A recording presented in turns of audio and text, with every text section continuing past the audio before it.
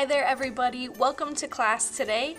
Your objective for the day is to complete ADI activities 7 and 10, and I'll tell you what exactly you're going to do. So let's get into it. So here we are on activity 7, which is plan out your investigation. What you're going to be doing today is reading this background information and watching this interactive about how to use the platform you'll use for your investigation. So make sure you completely watch this, and then to find a link to your simulation, you'll click this mutation simulation button here. And it'll take you to your very own simulation where you're able to make mutations, you're able to see transcription and translation, and eventually the whole protein that is made throughout that process. Here, you're going to make an investigation proposal template, and the way to do that is to save and copy this from the ADI EduFlow website. And here we are.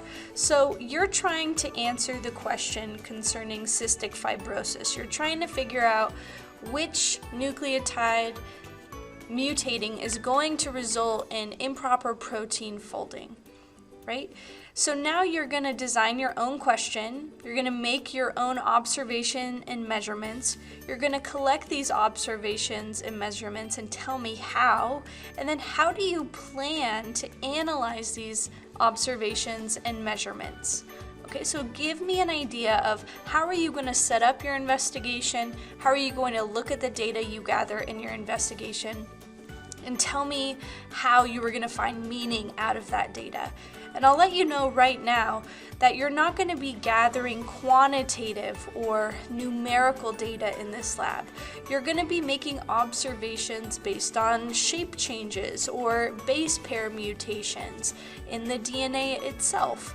And so you're going to be making qualitative data observations, or referring to the quality or general observations that you can visually see in the DNA, in the RNA, and in the eventual protein. And I'll just give you a hint right now, a helpful tool to gather your data is going to be taking screenshots throughout the process. So instead of gathering numerical data that focuses on numbers, you're going to be taking screenshots in order to support your investigation. Now, after you set up your investigation proposal template, you'll need to turn it in so I can see what you're thinking, and the directions are right on your ADI website. And if you have any questions at all, you can watch the video created by ADI to help you along. So that's activity 7. Let's switch gears to activity 10. This is where you will actually carry out your investigation. So you'll need to collect your data. And if you were wondering what the guiding question was, what you needed to include in activity 7, it's right here in activity 10, and it says, which type of point mutation in the DNA base sequence of a gene affects the structure of the resulting protein the most? Okay, that's key, the most, because you're going to see some structural changes in the protein at the end, but which one is most impactful? So once again, you have your simulation here, and now you're going to need to save a copy of the observations and measurements record.